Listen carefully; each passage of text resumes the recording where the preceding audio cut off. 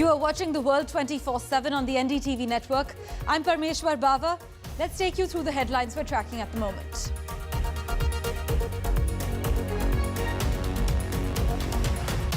The US Transportation Department finalized new rules requiring upfront disclosure of airline fees and mandates quick cash refunds for cancelled flights, as well as for delayed baggage or inoperative services like onboard Wi-Fi.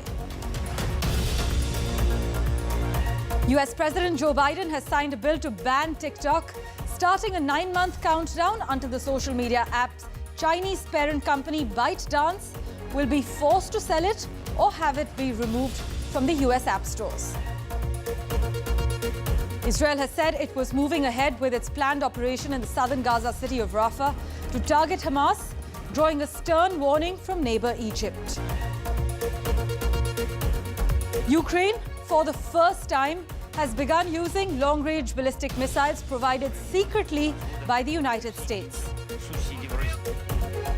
Iran's President Ibrahim Raisi inaugurates a $514 million hydropower project in Sri Lanka, which was partly funded by Tehran and was long delayed due to international sanctions on the oil-rich nation. US Secretary of State Antony Blinken has begun a critical trip to China, armed with a strengthened diplomatic hand, following Senate approval of a foreign aid package that will provide billions of dollars in assistance to Ukraine, Israel and Taiwan, as well as force TikTok's China-based parent company to sell the social media platform, all areas of contention between Washington and Beijing.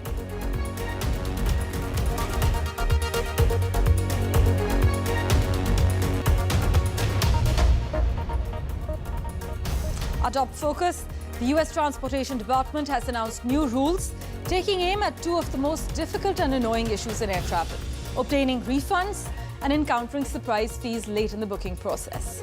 Passengers deserve to know upfront what costs they're facing and should get their money back when an airline owes them without having to ask. This is what the US transportation system believes. In fact, when things go wrong, getting compensation from an airline has often required establishing a cumbersome paper trail or spending untold hours on the phone. But under these new rules in the United States, refunds will be automatic without passengers having to request them. Refunds will be made in full, excepting the value of any transportation already used, and airlines and ticket agents must provide refunds in the original form of payment, whether by cash, credit card, or airline miles. In fact, refunds are due within 7 days for credit card purchases and within 20 days for any other mode of payment. In the United States, airlines and ticket agents are now required to display any extra fees for things like checking baggages or seat selection clearly and individually before a ticket purchase. But these rules will begin to take effect in 6 months and will be fully implemented in 18 to 24 months as per US officials. Listen to what the US Secretary of Transportation had to say, followed by Kate Fisher's report from Washington, D.C. With the first rule that we're announcing today, the Biden-Harris administration is now requiring that if an airline cancels or significantly delays your flight, within 7 days they will be required to provide an automatic refund to the credit card that you used to book it without you having to call or wait on hold or sort through digital paperwork or haggle with that airline. Importantly, we are also changing the refund to clarify that it must be in cash by default unless a passenger actively chooses another form of compensation rather than the other way around. Under the new Department of Transportation rules, the refunds must be issued within 7 days for credit card purchases and 20 calendar days for other payment methods. Airlines will no longer be able to offer vouchers or travel credits unless the passenger accepts alternative compensation. It also specifies that airlines must provide a full refund, including all government-imposed taxes and fees. Passengers will also be refunded for services that they paid for and they did not get, like Wi-Fi, seat selection, or in-flight entertainment.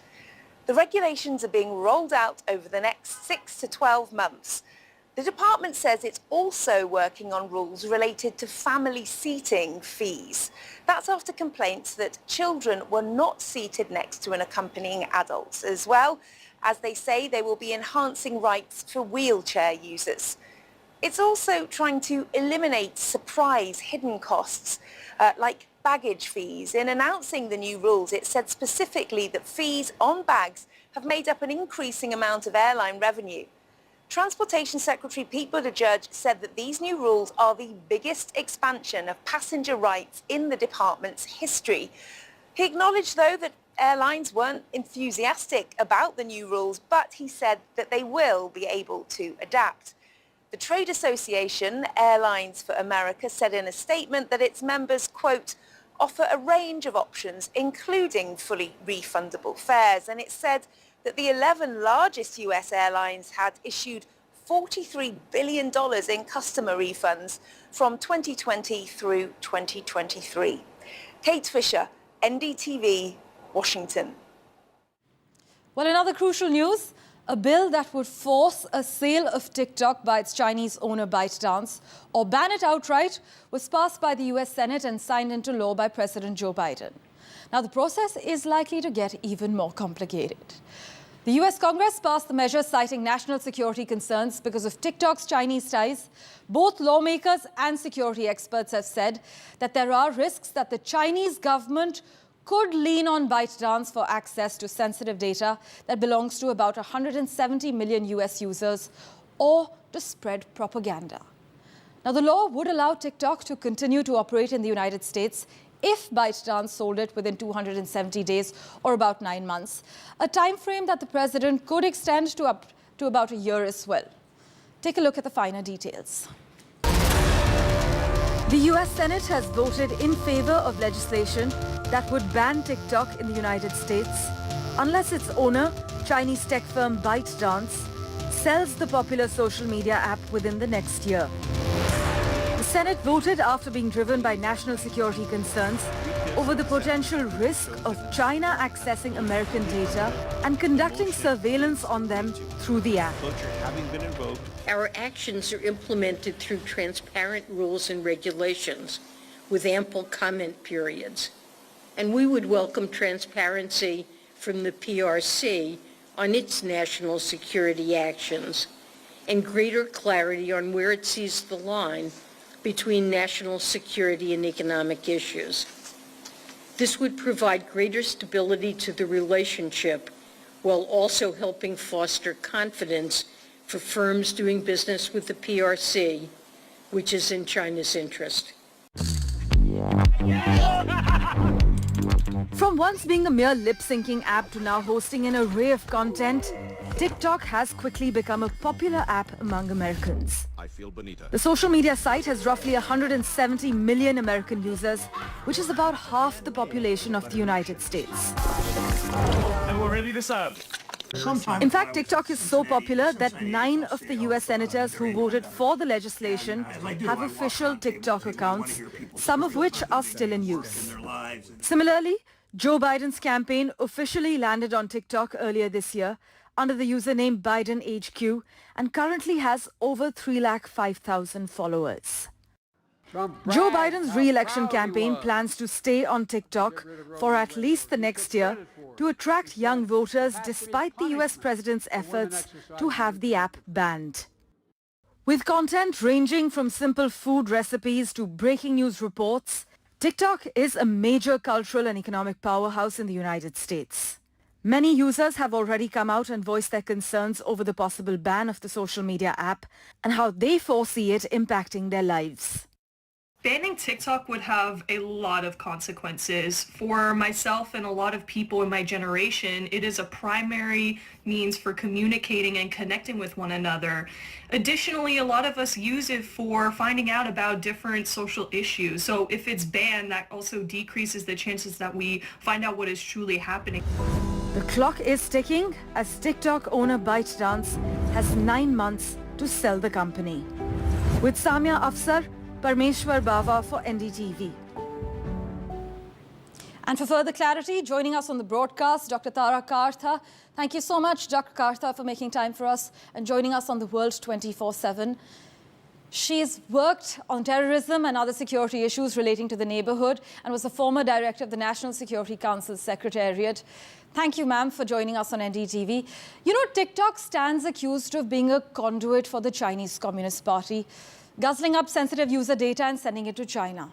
There's not much evidence to suggest that's true, except that their parent company, ByteDance, is a Chinese company, and China's government has its so-called private sector in a chokehold.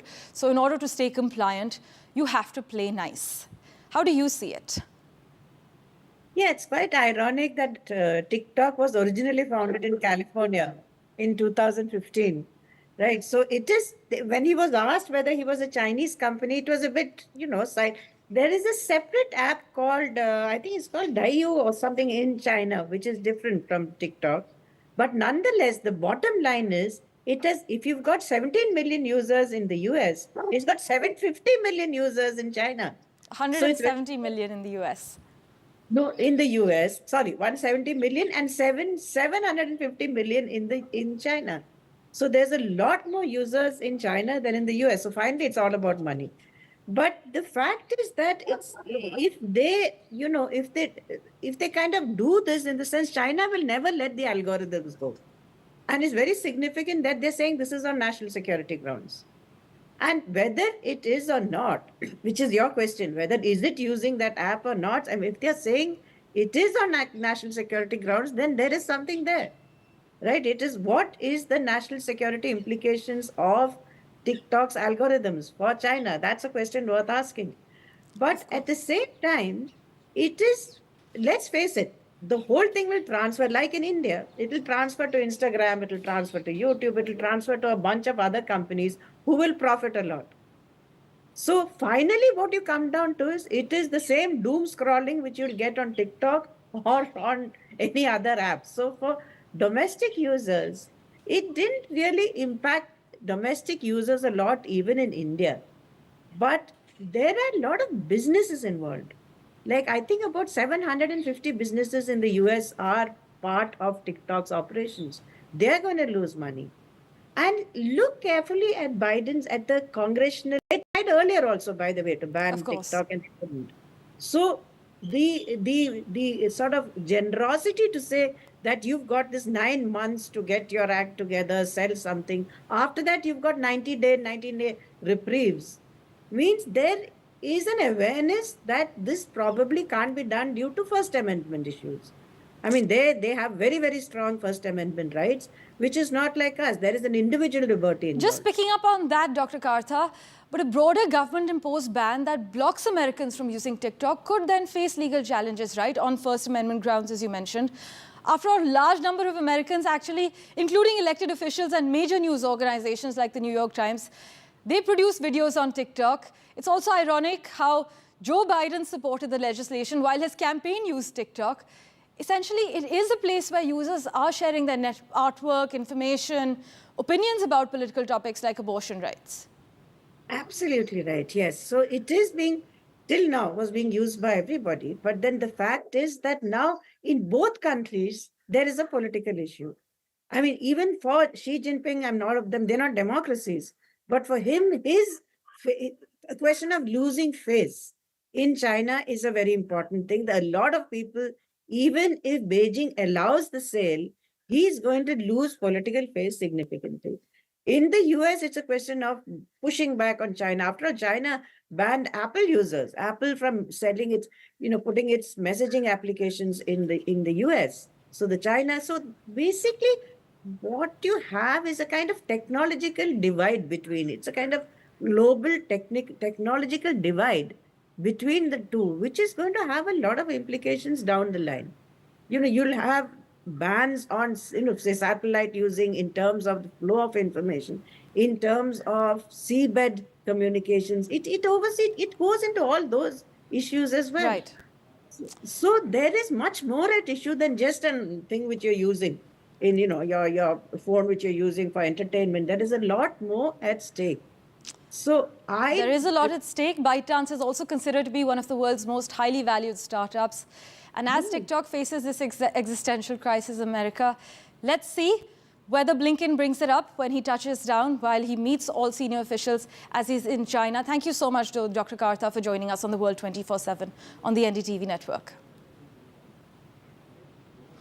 In other news, Ukraine has begun using long-range ballistic missiles for the first time, secretly provided by the United States against invading Russian forces. This is what American officials have now confirmed. These weapons were actually part of a $300 million aid package approved by the US president in March, and they arrived this month. They have already been used at least once to strike Russian targets in occupied Crimea, as per US media reports. But Joe Biden, as we have just reported, has now signed also a new $61 billion package of aid for Ukraine. We are also providing Ukraine with new capabilities. I'm able to confirm, as you've heard from others, that in February, the president directed his team to provide Ukraine with a significant number of ATACMS missiles for use inside Ukraine's sovereign territory. That shipment started moving in March as part of the PDA that the president authorized on March 12th, and those missiles have arrived in Ukraine. Switching tracks, though, Israel has said it was moving ahead with its planned operation in the southern Gaza city of Rafah to target Hamas, drawing a stern warning from neighbor Egypt. The Israeli military has said that 2 reservist brigades had been mobilized for missions in Gaza, while video that circulated online appeared to show rows of square white tents going up in Khan Yunis, about 3 miles north of Rafah. We have reactions coming in, which we will line up for you and show you in a while. Meanwhile, US Secretary of State Antony Blinken arrived in China to try to preserve the recent and delicate stabilization of ties between the United States and China as tensions over trade, territorial disputes, and national security threaten to derail relations again. But even before Mr. Blinken's plane actually approached Shanghai, the challenges ahead were apparent. He landed just hours after the US Senate passed a bill which US President Biden is expected to quickly sign into law that provides $8 billion to Taiwan and the Indo-Pacific region and could also lead to a nationwide ban on the Chinese-owned app TikTok, as we just mentioned. The political season in the United States also looms as a complication. With the presidential election nearing, Democrats and Republicans are vying to appear tougher on China. And if former President Donald Trump is re-elected, he could reverse Beijing and Washington's efforts to steady this relationship. But during Mr. Blinken's 3-day trip, which will also include a visit to Beijing, he plans to press Chinese officials on a wide range of issues, including the support for Russia, cheap Chinese exports that US officials say threaten American jobs, and Chinese ships' aggressive maneuvers in the South China Sea, a senior State Department official has informed reporters.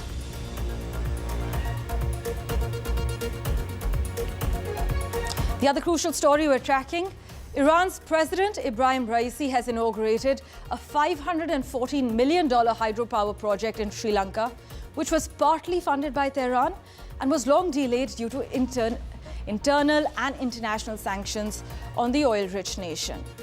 This was the first visit by an Iranian president to Sri Lanka since the year 2008. And Mr. Raisi was received by the Sri Lankan Prime Minister. Then the Iranian president was driven to the project inauguration site, where he was met by Sri Lankan President Ranil Wickremesinghe. Now, according to a press release that's been issued by the Sri Lankan government, the Uma Oya multi-purpose development project costing $514 million was kicked off with $50 million provided by Iran. The Sri Lankan government and Farab Energy and Water Projects of Iran agreed back in April 2008 to implement this project. The total contract sum amounted to about $514 million, and the Export Development Bank of Iran funded $50 million only until the year 2013. But due to international sanctions imposed on Iran later that year, Tehran was unable to continue providing funds for the project. Subsequently, Sri Lanka decided to proceed with the project using government funds. Well, news and updates continue as always on NDTV 24/7. We're back in a moment after this short break.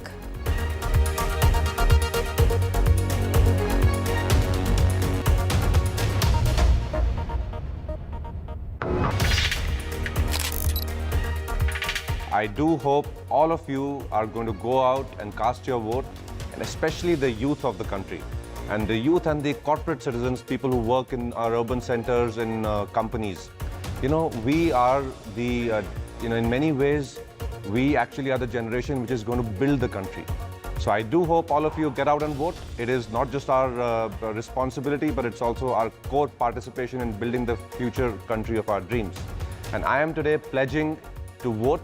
My vote is in Punjab on 1st June. So I'm pledging here to vote, and I do hope all of you do the same. So I'm going to just sign this pledge to vote.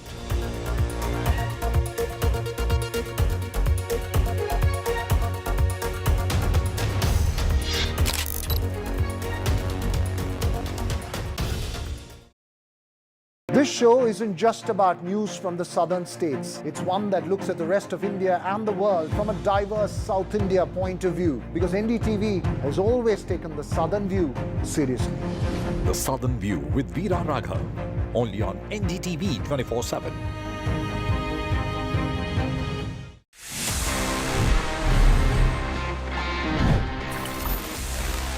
all use Google Translate for various requirements. अगर आपको check करना है that how to say I love you in Spanish, it's very easy. Just type it down and आपको Google बता देगा that I love you को Spanish में क्या बोलते हैं. या maybe you want to translate a phrase or something. It's very easy way to translate between languages. But did you know that you can also do this to your PDF documents? Well, ये एक बहुत ही interesting tip है. Just imagine that you have a long PDF document जो कि English में लिखा है and you want it to get translated into Hindi.